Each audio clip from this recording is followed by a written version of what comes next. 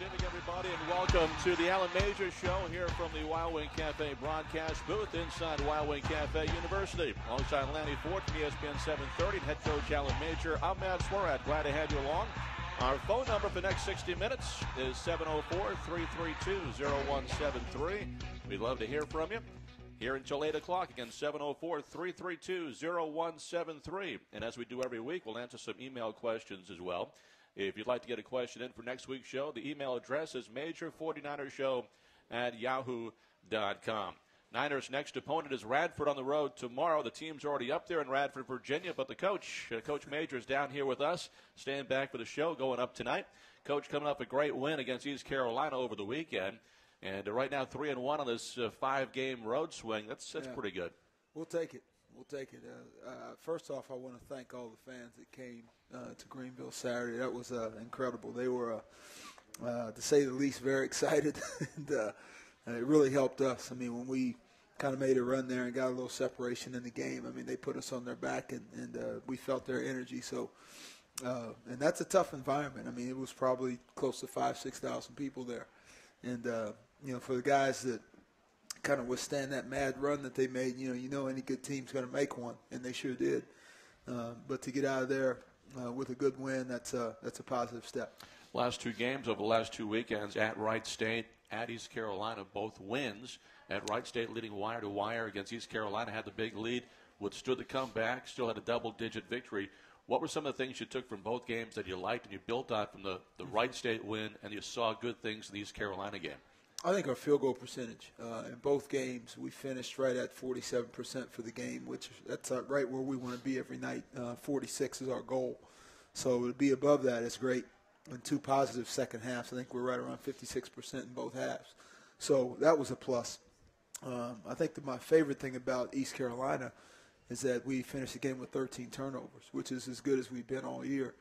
And, we probably had 3 or 4 in that mad stretch there in the end. So we played about 36 minutes with about 8 to 10 turnovers. So, anytime you show you can do something as a team, our thing is, okay, that's your snapshot. Now see if you can go repeat it. And that's how you test your maturity and your discipline is, can you go back and repeat the good things each night. Coach, you're coming through here, coming off a lot of road games, coming in around 500 on the season, and you're going to get 3 big home games. How do you feel like the team is doing as far as being able to handle the adversity on the road? Are they where you want to be? Of course, you want to win them all, but right, do you feel good about the progress that you're making? We do. Yeah, we do. I think every time you're on the road, I think to Matt and I were talking the other day, you can either look at it one of 2 ways. You can say, we're on the road, or here we go, fellas, we're on the road. You can, run from it, or you can embrace it. And we tried to embrace it. And you better. When you got right. 7 of them in the non-conference play, you better. But it's been good. I think, different guys are getting out on the floor in tough environments. The Nickersons and the Williamses and those kind of guys are cutting their teeth in some of these environments. So that's a positive thing. Our phone number is 704-332-0173. And to touch on one of the players that has made really some nice improvements, and maybe you don't see it in the overall numbers he's putting up, but if you're watching the games, it's where they're seeing this. Victor Nickerson, just a freshman.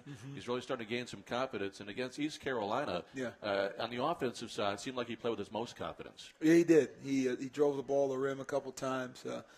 He had a couple of nice plays on defense where his awareness on defense, he had a really nice steal where he poked it away from behind the post and took off and tried to dunk the ball the other end. And he just got a nice feel for how to play the game.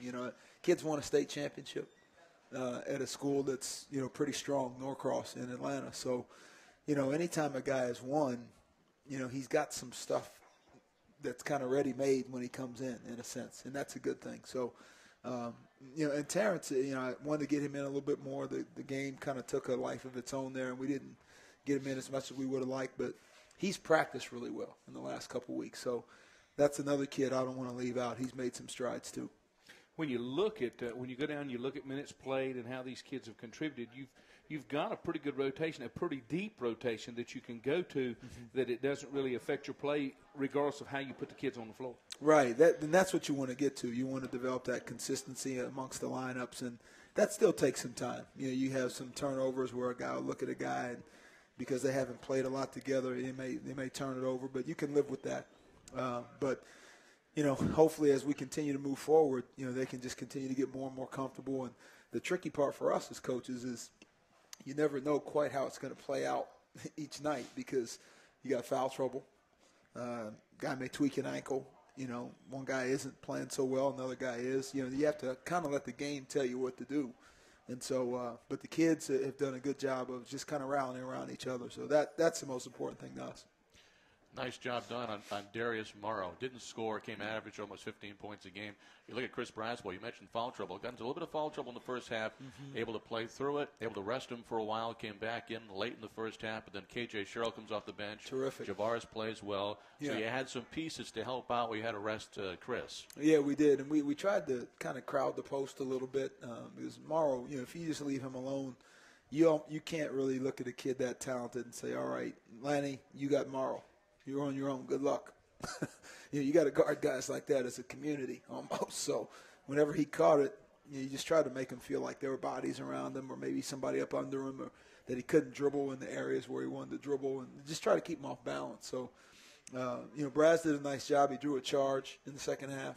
But I thought as a team, guys really embraced the game plan in terms of how we wanted to guard that kid. So these kids, when you go through practice, they pretty well have in mind how you want to do it as far as how you want to rotate and that type of thing, and they've really adapted and accepted the way that you want the flow of the game to go. Yeah, and if you ask every kid, every guy would like to be out there the whole 40 minutes. You only got 200 for the game, so you have to try to divvy those up. But the thing I like a play Saturday, Victor stole the ball and went full court, tried to dunk the ball, got fouled. As I froze it on film, the whole bench was up. The whole bench was up. They were excited for him that he made a play in the game. And so you want that to get contagious, and I think it's starting to, is where a guy literally says, all right, I'm not in right now, but I'm going to pull for this guy because he's helping us win at the moment. And as you try to put a true team together, that's the attitude you want every guy to take. Watching that play, Nickerson getting up there, he left about 6-7 feet from the basket. He's got some good hops. Right. He can get up there. Yeah, we teased him. We said, you had no shot at that thing. But no, the guys have fun with it. And again, he tried to make an energetic play. I mean, you got a steal, and then he tried to turn it into something great. And those plays are energizing plays, when you're trying to, especially in a tough crowd like that, you're trying to take the energy from them in their own gym as best you can. And when you play some good defense and you can make some plays like that, it gives you a chance. Did you guys go in with a plan against Morrow? He was 0 for 8. Brass blocked a couple of his shots. He seemed on the offensive side to a point where he got frustrated and tried to force the game, and that's when it kind of got away from him. Yeah, and the good thing with Brass, that's the third time I think in the last few years, because I believe Charlotte played East Carolina the year before our staff got here, so this is 3 years in a row. And so Braz has seen a lot of that kid. And, Braz is a pretty astute kid. He watches film. And when we freeze it on film and we talk about a guy like that as a team, we're saying, okay, what's the favorite thing that he likes to do? Okay, he can do anything but that. And that's kind of how you have to look at it. Anything but that. So if a guy can really, really shoot, you say, okay, if he can really, really shoot, that's great, but he can do anything else but that. So you try to make him do that second or third thing that he likes as opposed to letting him do that one thing that he likes and hoping he misses. Try to take away that favorite thing and then make him be good at his second or third thing. You were talking about the break that E. Victor had. How much freedom and flexibility do you give the guys when they come up with something like that, or do they know, I've got guys that are going to break down the other side on a fast break, or do I go with it on my own, or how much freedom and flexibility do they have? I think, you try to make sure that a guy can do as much as he can and play under control. If a guy dribbles down and he turns it over, or maybe he has a habit of turning over and practice in the open floor, you might have to put the brakes on him. But, we told the kids, hey, we want to run as fast as we can and take care of the basketball. So you guys kind of determine how fast that is. So if you want to be faster, then take care of the ball and you can hit, put your foot on the gas. So the good thing is he had a play earlier in the game where he came up the floor. He zipped it across the floor to somebody in front of our bench. I can't remember who it was. KJ posted up. He threw it inside the KJ. He got fouled. So the fact that he made an unselfish play earlier, you kind of give him some leeway that, he's probably going to make the right play. And the right play at that time was to take the ball to the rim because no one stopped him. So a lot of it has to do with just their ability to take care of the ball and make the right decision. But it's got to be something you see in their maturity to allow them to do that right. so that they can make their own judgment and know when to pull back and when to go ahead. Absolutely, yeah. And the big thing with our motto is the more you can do, the more you can do. So if you prove that you can make the right play, then we'll let you make the right play. And so a lot of the times, we want guys to earn their way into that as opposed to just saying, hey, you got the ultra green light to take off whenever you want. Well, if your assist-turnover ratio doesn't warrant that, then you've got to earn your right into that. Let's see if we got a couple questions in from the email questions this week, Coach. The email segment brought to us by the Alumni Association. The email address, major49ershow@yahoo.com. We got all the questions for today, but we will happily take some this week for next week's show. And the first question, Coach, comes from Rick Rogers. It's a question comment. It says, I love the way Deuce Briscoe has taken to his role. Do you see him as our version of the Pistons' Vinny Microwave Johnson? Seems to be shooting very well. His missed free throws at ECU are an aberration. He's a very good free throw shooter. Yeah. Yeah, no, microwave, crock pot, whatever you want to call him. I don't know, the mini George Foreman, or I don't know what he could be, but I'm proud of him. I will say that. He's embraced his role. I don't know if we talked about this a few weeks back in the show, but we use an NFL analogy with guys like Reggie Bush and Darren Sproles, and why are those guys always on the field? Well, they can catch it, they can run it, they can return kicks, they can return punts, they can block. So when you have multi-dimensional ability, then that just improves your ability to be on the floor. So what he's embraced last year was having the ball in his hand to now being off the ball a little bit more, and he's starting to find his way of playing off other people. And I don't know if you remember the play Saturday. I thought it was terrific. The ball went in the brass, and Deuce kind of made a little circle cut, right over the top, and Brass dumped it down to him, and he pump faked and laid it in. Just a big play in the second half, but it was a basketball play, and he made it without having the ball in his hand. So that's a mark of maturity when a guy can do both. It's nice to see what he's done coming off the bench, but one thing you've mentioned in each of these two wins the last couple of weeks is the efficientness of his line. He's not coming in just jacking up shots. Right. He's going 5'8", 5'7". Those are really good numbers. We talked about that in the offseason, because when you have more guys that can help out, you don't need to do as much as you did last year. And he and Dario were kind of in that same boat because they were only two ball handlers. They were two of our, top three, leading scorers last year. So they had to do a lot. The position we were in, they had to do a lot. So luckily now we've got more guys, and they don't need to do as much. So I think Deuce might have been 5 for 8 on Saturday. So that's terrific. 4 from 3. And again, he'll never go 5 for 10 from the line again. So that was a shocker, but I don't see that happening again. But I'm proud that he's embraced exactly what we've asked him to do. Get one more question in here, Coach. Comes from Nate. He says, thanks for having Coach Gunn on his show at the big win against Akron a couple of weeks ago. Absolutely. I read today on the message board that we have a soccer player on the show here tonight since your team is traveling to Radford. He says, very cool. Just wondering if, one, you're a soccer fan, and have you been to see the team play this year? And if so, what do you like best about soccer? I can't say I'm an expert on soccer. I don't know a lot. I went to the Akron game. I had a blast, actually. All I know is that we're pretty tough defensively because Akron, a returning national champ, couldn't get a sniff at the net. And we just kind of, I don't know, I'll use a basketball analogy. We just, our soccer team always seemed to have somebody in the way that kept Akron from getting a clean look at the net. So, from a basketball standpoint, it was neat to watch because there are some similarities out there in terms of moving the ball and sharing the game and, having good spacing and, staying between, them and the net and those types of things. But I saw Jeremy the next day on campus and, big smile on his face. So, and again, congrats to him for beating UConn last night. Just an incredible run. And so I'm gonna try to check those guys out Friday night. They're taking on Creighton in the Final Four of the College Cup, the soccer version of the Final Four. So congratulations to the soccer team. And we do have a special guest coming up a little later on our show today to talk Little Niners soccer. But we'll continue talking Niner basketball with Alan Major here from the Wyoming Cafe broadcast booth right after these messages. This is the Alan Major Show from Signature Sports Group.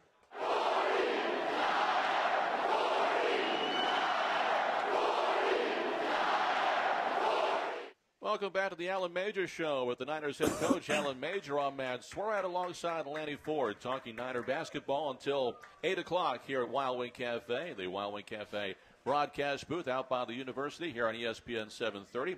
Niners winning against East Carolina over the weekend to improve to 4-2 on the season. They beat the Pirates 76-64 in the 20th meeting all-time between the two schools. The Niners now lead that overall series 5-4 East Carolina, 14-6 overall. And the series moves back to Charlotte for next season.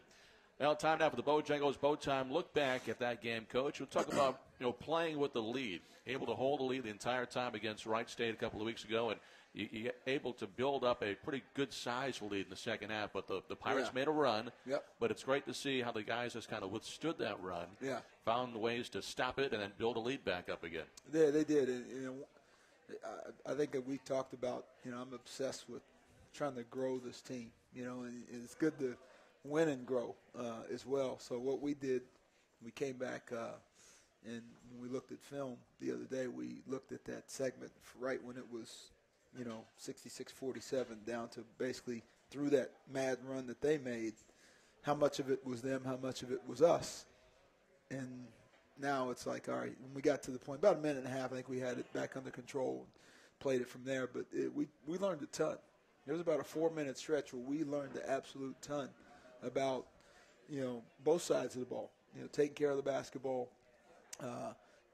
just little things. We had a couple little situations where you shoot a free throw, and sometimes you can always assume, on a free throw line, the guy's going to make it, and you're just going to be able to jog back and get your defense set. Well, we missed a couple, and they attacked off a missed free throw, which is a unique transition defense situation.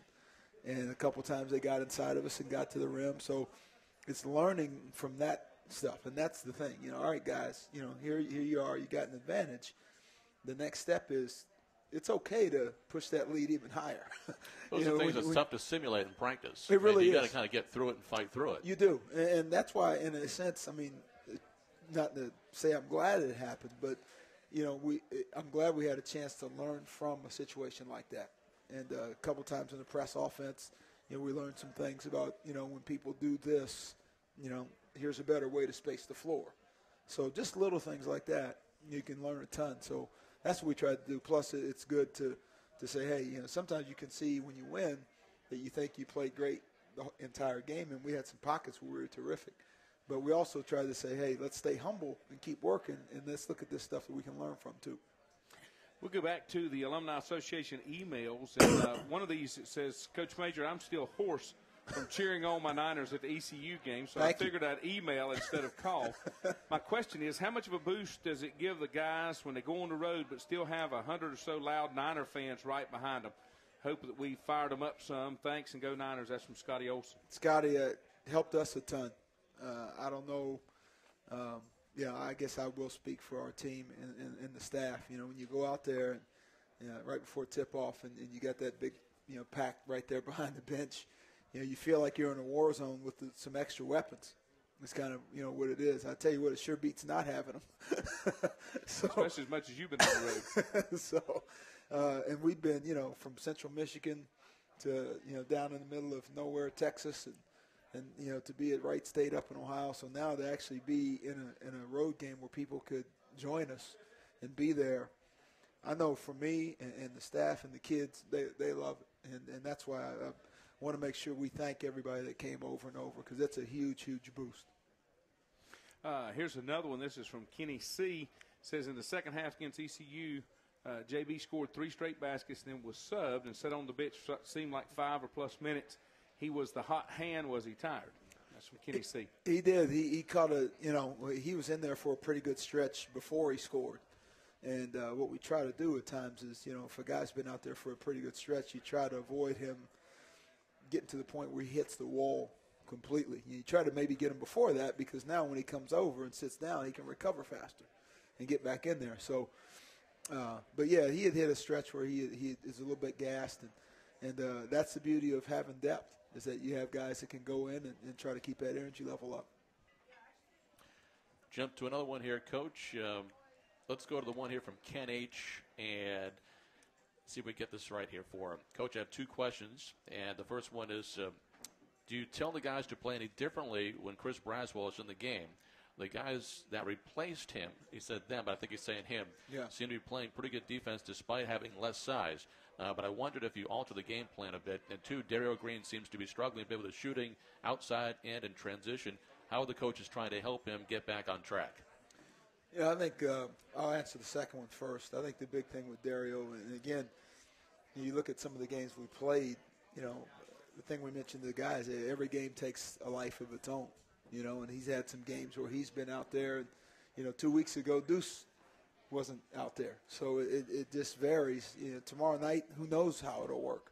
But I think the big thing with shooting is making sure you take good shots. And, as Dario watches film, I think he even noticed that there are times there'll be a hand in his face a little bit.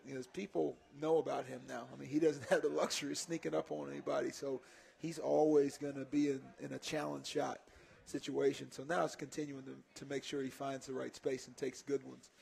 And, when Chris is in versus Chris being out,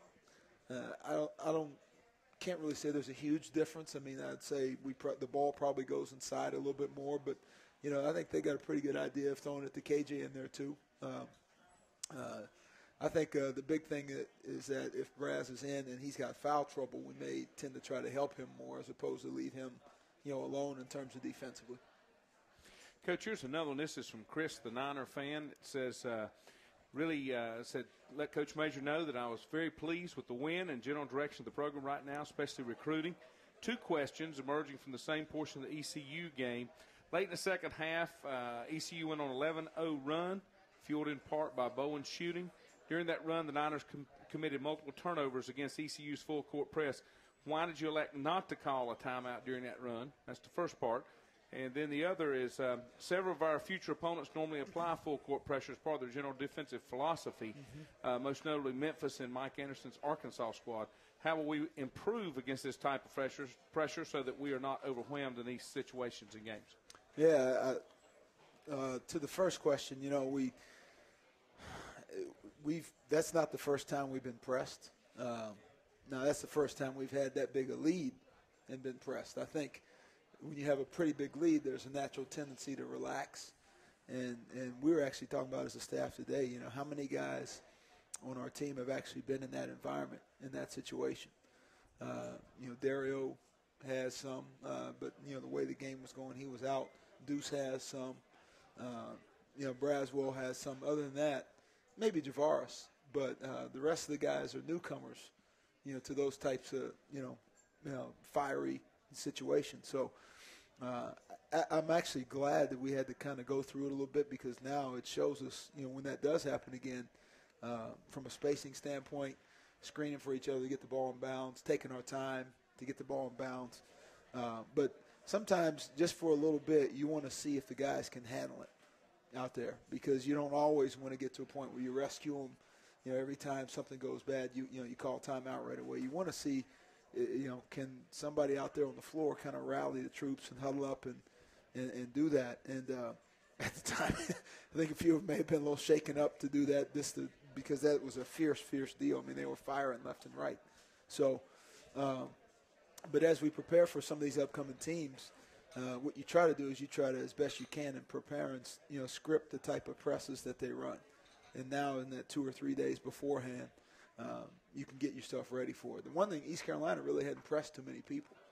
So we hadn't really seen them do it before we played them. Memphis and Arkansas are going to be teams. We'll have plenty of time to get ready. Coach, I think we get one more of these in before we take a break. Comes from Rick. He said next year we should get Oregon State and Halton Arena, right? We also have to travel to Miami. Do we get Memphis and Arkansas somewhere down the road? I'm guessing he's thinking back here. Is it unusual that we play East Carolina in back-to-back years? Did we owe them a game from a previous regime? Thanks for your time, Rick. We actually started another series, so they'll be back here next year. We will go to Miami next year. We're toying with trying to get Florida State, hopefully at Bobcat Arena. Not sure yet. We're working on it. Oregon State, right now the plan is for them to come back. We don't have a date yet, but we're working on that. And Memphis and Arkansas were just one-shot deal, so those weren't home-and-home return games. But As next year starts to shape itself up, I mean, we're going to have plenty of horses, I think, on the schedule in terms of some high-level games. Our phone number, of course, 704-332-0173. We'd love to hear from you. We're here until 8 o'clock, but we're going to take a break right now. When we come back to the Wildway Cafe University broadcast booth, we'll have a special guest from the Niners soccer team that's heading to the College Cup, the soccer version of the Final Four this Friday down in Hoover, Alabama. This is the Allen Major Show from Signature Sports Group.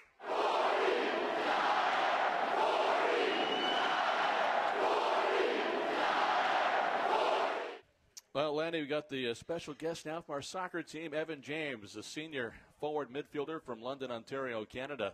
And first of all, congratulations on what a fantastic run all the way to the Final Four of soccer. It's got to be amazing for you. It's a great feeling, to be honest with you. I'm still speechless. That's all I can say. It's got to be amazing, really. You're a senior now. You've been putting in all the hard work, Evan, for all these years, and everyone's goal that plays in college, especially at this level, is to get to the NCAA tournament. Once you get there, of course, to get to the Final Four, to win a national championship. And I know it's one game at a time, but now you're just two away from the ultimate prize. It's really like a fairy tale, like to be working so hard for 4 years, and the past years to be cut short so early, and now to be a senior and to be going all the way. It's amazing. Going to play Friday, 6 o'clock. It's on ESPNU and the NCAA National Semifinals. It's in Hoover, Alabama, which is just outside of Birmingham, if folks don't know where that is. Creighton is the opponent, and there's going to be a viewing party right here at Masson. They had a great time this last weekend with the Masson viewing party for the basketball game. I know it's going to be even better for this Friday. You guys had a great welcome home coming back last night, over 250 students down to the soccer complex. That must have made you feel great. Yeah, we did. It was probably the best sports experience I've had since being here, besides winning that game the other day, because having all of Niner Nation there supporting us, knowing that they have our back, and just that they actually marched to the chancellor's house in an effort to ask him to get a bus or just some sort of, I don't know, to get them down there to Alabama. So just that they wanted to get there so bad, that just makes us really happy. What kind of style of play do you think is working the best with you guys? And is it more of a pressing type offense or better defense? Where do you think the success is coming from? Now in the tournament, so late, so deep in the tournament, I would say the way we defend as a team has been our greatest success. Not letting teams break us down and get looks at goal has really given us our opportunities to go back at their goal and take our chances. You know, when you look at the teams that you've played here deep into the tournament, that seems to be the way it is. You've got high-powered offenses that you guys seem to be shutting down in the tournament. Yeah, well, first game, Akron, their number 10, who scored 21 goals. He only got one sniff at the goal, and then number 10, the past game, he didn't really seem that dangerous. So it's a great thanks to our back four, who did a great job in defending our goal, and Clay Davis in the goal. Evan, talk about the game yesterday against UConn. You went to a place where they haven't lost at home in over 2 years, and they were certainly the favorite. There was 5,000 fans there, but you guys were able to battle the entire game, nothing, go penalty kicks. That must have been, it was 1-1, excuse me. Got the goal right at the end there, then went on penalty kicks. What was it like being in that environment on that stage to pull it out the way you guys did? To be honest with you, you would think it's really intimidating, but it's really what you work towards. You want a lot of people at your game. You want fans on the other team yelling at you, heckling you. So it's just somewhere you want to be. So we told each other that this is what we've been working for. This is what we want. So just embrace it, embrace the challenge, and just go out there and play your hearts out. Now the preparation going forward for Friday. I'm sure there's a lot of excitement, a lot of anticipation to get there and play right now, but there's a lot of work to be done. And what you guys start doing today to get ready for Friday? I think we're just going to go out and start training, just get our minds right, just the past game, get it out of our heads, look forward to Friday, and just concentrate on Friday, not too much on Sunday, because there's just one game at a time, and just really go out against Creighton on Friday and just do what we usually do and make it happen. You guys find anything out about Creighton yet? We just know that I think they're a really defensive team, so it's going to be. I think it'll be a good matchup, us and them, because we both are a very defensive style team, and so we're just gonna. Whoever gets the first chance to put it away might, I don't know, have the game, I guess. You know, you made that comment that you don't think about Sunday, you think about Friday. Friday has to be your championship game, because if you don't win that game, there is no next game. It's not like being during the regular season. So I guess you approach every game like it is a championship game. Yeah, I would say we approach every game as it's 90 minutes. That's all we're guaranteed, 90 minutes left. So that's what we say before every game, 90 minutes left. Just work as hard as you can, because this is what's guaranteed to us seniors especially. So we just put it all on the field. A couple of weeks ago, Coach Gunn sat here and told us about the list of things that he has up over the door getting out of the locker room, goals you have for the season, and on there was, get to the Elite Eight. Mm-hmm. Well, you did that. Now you got to the Final Four. Yes. Have you made any changes to the goals? Yes, we have. It was Elite Eight, Final Four, and now we crossed that out and we put the championship game. So right now we're working towards that. The Niners got there in 1996. Have you heard from some of the older group of Niners, the Niner family coming back and helping you guys out and certainly rooting you on? I haven't personally heard from any of them, but I heard that some of them are trying to reach out to us and wishing us good luck and supporting us, and maybe hopefully some of them can come out to Alabama. Evan, it's been a pleasure. Thanks so much, and best of luck this weekend. Great season. Congratulations. The Final Four is just unbelievable, and go get them. Thank you very much, guys. Thanks, Evan. Good luck to you. Evan James been our guest from the Niners soccer team, going to the Final Four this weekend, taking on Creighton, 6 o'clock. You can watch it on ESPNU here at Masson, a Masson viewing party this coming Friday night at 6 o'clock. We'll come back with more with Niners head coach Alan Major in a moment. Our special guest, Evan James, brought to us by Ortho Carolina. Ortho Carolina, you improved. This is the Alan Major Show from Signature Sports Group.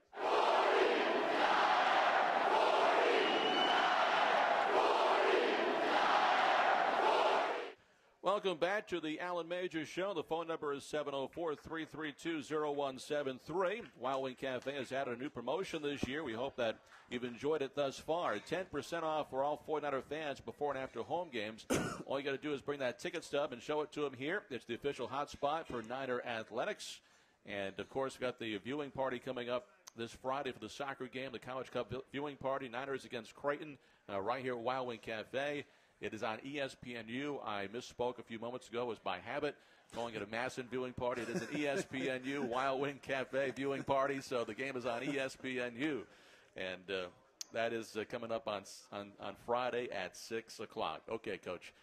We've got Radford coming up tomorrow, wrapping up the swing of games on the road. And, of course, before our next show again, we got the big rivalry game Saturday against Davidson. Not to look past Radford at all, but that game coming up over the weekend. It's the first time in 4 years that the Wildcats have been in Halton Arena. And the last time they played there, it was a game for the ages where Curry goes for over 30 and Lemeyer goes for 32. Yeah. And the final 5 minutes of that game, I'm telling you, it was like those two guys were playing horse. There was no one else on the floor. Yeah, it was unbelievable. I heard about that. Yeah, it's kind of like turned into a video game when you got two guys sitting on the couch, on television playing against each other, and they're going back and forth. But definitely don't want to look past Radford. I mean, they're unbeaten at home.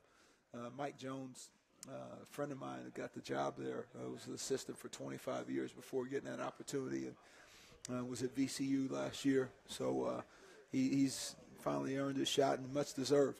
Much deserved. He's doing a good job. They play extremely, extremely hard. And they've been on the road quite a bit, kind of like us. They've been, last couple games have been conference games, actually. They've been on the road. They've been to Kentucky. So they've been some places. So, we'll have to go in and play extremely hard, be mature, in terms of having great toughness. It's another environment. How many people will be there, you don't know. But all these different environments, again, I mean, I think you just have to continue to build your maturity by saying, okay, no matter where we are, can you repeat the things that are necessary to play well? And that takes, tremendous focus and concentration. And, you're talking 18 to 22-year-olds. Sometimes that's the challenge that you run into, is being able to sustain it, because a lot of teams can do it on one night, and part of our consistency that we've been trying to preach with these guys is, can you build the habits to do it every single night? It has to become a habit and not something you have to prepare them for. It has to be a part of their mindset when they go to play. Absolutely. Because if it's not, then that concentration point is going to be occupied where it needs to be working on something else. It's kind of like your basic skills. They have to come natural. Absolutely. Yeah, and our next step as we move forward, some of the best teams I've ever had a chance to be a part of really attacked the month of December in terms of their improvement, regardless of how their record ended up. But they really improved. And, these guys are in about 2 weeks are about to have nothing but basketball. Finals will be over. And now you got, you wake up and you got basketball, you can get extra shots. But attacking the month of December is something that we've kind of, already put in their minds. And as you get better, we want to get to the point where not just as coaches that we know what they're going to do night in, night out, but they know themselves. Because it's not so much what we know that counts. It's what they know when they step out there between the lines. So as we grow and mature, our next step is, okay, fellas, do you know exactly what you need to do night in, night out? And now we can just remind you, but you already know as you step on the floor. How excited do you think the guys are to go to Radford and then know that they're coming home, a place that they haven't been in front of their fans in quite a while? I think so. I think they're very excited. Yeah, and again, tomorrow night, it's another opportunity for us. 40 minutes on the road, you got a chance to play against a team that's very confident at home. So you want to embrace that and attack that the right way, knowing full well, not that just because you're at home you're entitled to that the ball's just going to go in. You still got to come home and play hard too. That's the other side of you competed between the lines. You know how that goes. The crowd is terrific. The atmosphere is tremendous, but you still got to play the game. So that's a maturity thing in itself, because at home there can be a few more distractions at times. More family, more people coming to the game, and on the road you're isolated. You're in the hotel. You really don't have a whole lot to do except kind of focus on the ball game. Coach, going back to the East Carolina game, as we look at the Time Warner Cable Stat Stuffer, brought to us by Time Warner Cable. Call Time Warner Cable today and save a bundle on TV, internet, and phone. 1-800-TW-CABLE is the number to call. Looking at the East Carolina game, and it's kind of a follow-up from the Wright State victory as well, is the balance you're getting in your shot selection. 27 of 58 from the floor, 8 of 18 from the three-point line. You go to the foul line 24 times. Mm-hmm. And you mentioned that's kind of like the percentage you like to see from shots getting off from the floor and maybe from the three-point line and getting to the free throw line. Yeah, that's about, if we could draw it up each night, that's about how you'd like for it to look. From a field goal percentage standpoint, from an assist turnover standpoint, from an offensive rebounding standpoint, 13 is a really good number. Our next step is to continue to get our free throws better. Right now, I think we're right around 65%. The interesting thing with numbers, and we shared this with the guys, is that if we can make 2 more free throws a game, that puts us at 74%. So, 15 to 23 and 17 to 23 is 2 entirely different percentages altogether. Mm-hmm. Mm-hmm. So those are things you talk about as you get into December, is that you can control that. You can improve that. You can be -2 on turnovers. You can improve that. You can improve on field goal percentage from right now we're sitting at 43. 2 more makes a game puts us at 47.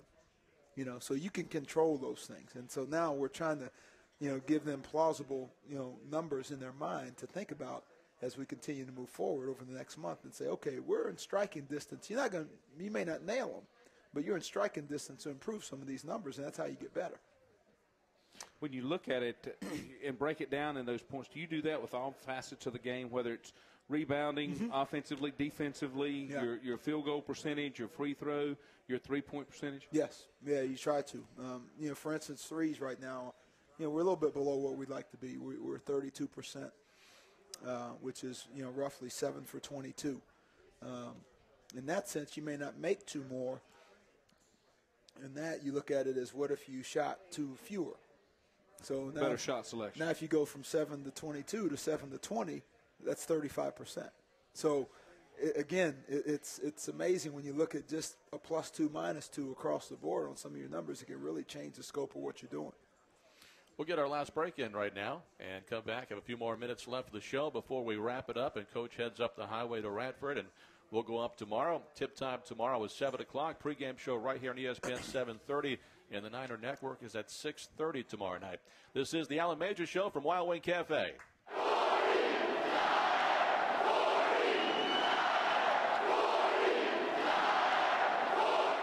Welcome back to Wild Wing Cafe. Got a few more minutes left of the show. We're here until 8 o'clock. Our phone number is 704-332-0173. Sitting here with Niners head coach Alan Major. Niners play tomorrow night at Radford. Second meeting all time between these two schools. The Niners won the first one at Halton Arena last year. Coach, we have one last question we didn't get to, and it's from Charles Pipkins on the email segment. He said, I love going to the road games because I like going to as many Charlotte games as possible, and that feeling when you get to beat a team in their arena that feeling they hate you when you're there. He said we play road games with Davidson and East Carolina this year and next, and there are other in-state rivalries that he'd like to see, maybe UNC Wilmington, College of Charleston, Clemson, etc. He didn't know your thoughts about maybe playing some of these schools. Yeah, you always try to keep some of those on the horizon. We actually talked to Wilmington a little bit over the summer, and the dates didn't work. We tried to get NC State in Bobcat Arena, which would have been a good year for it with nobody using the place right now. But the dates, they wanted a home game, so that wasn't able to work. So we tried to make that work. Clemson is somebody that we've had some conversation with. Wake, we've talked to a little bit.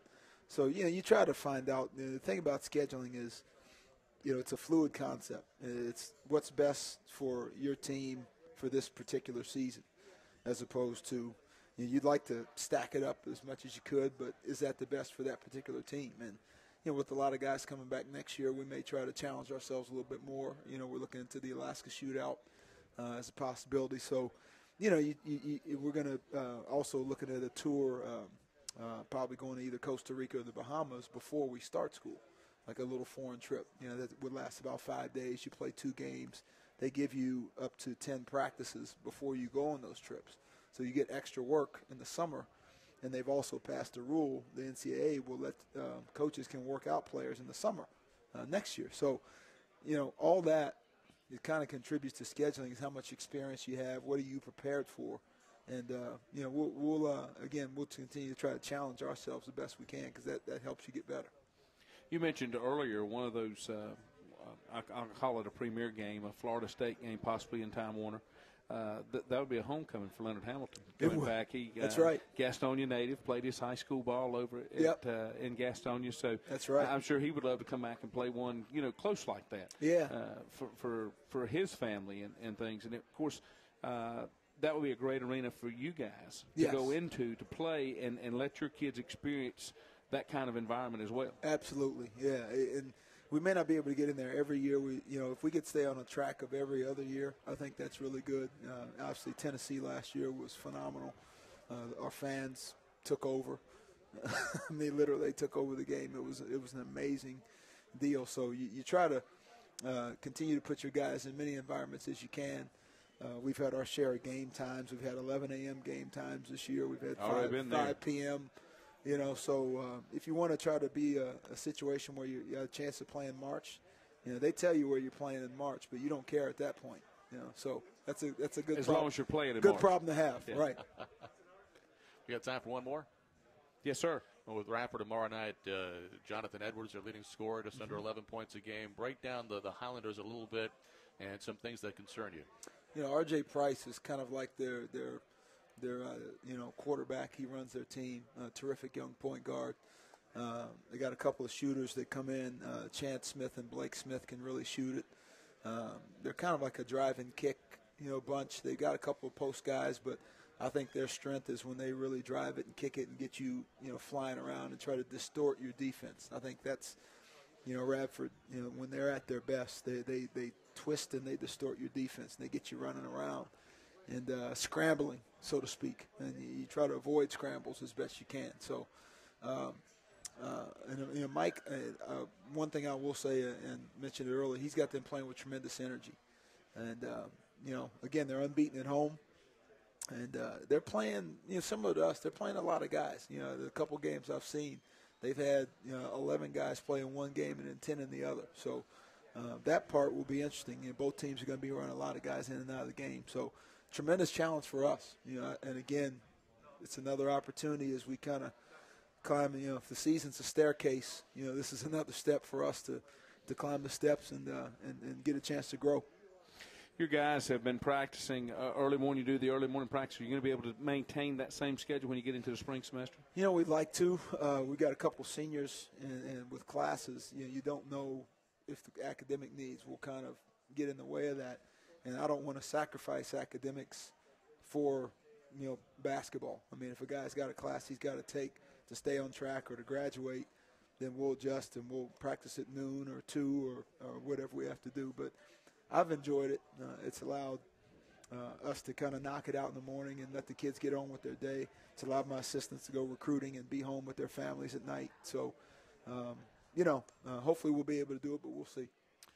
Well, Coach, got 1 minute left of the show, and again, got the game coming up tomorrow night. You got Davidson this weekend, start of a 3-game swing back at home, which will be great. Mm-hmm. And, the Hornets' Nest Trophy, like to get that thing back this weekend, wouldn't we? Yeah. And I saw Coach McKillop at an event back in October. They're very good. They got a lot of guys back from last year, almost like an identical, with the exception of maybe 1 or 2 people, and I don't think they have any seniors. So I know he's very excited about his top 8, 9 guys. And, it'll be a battle.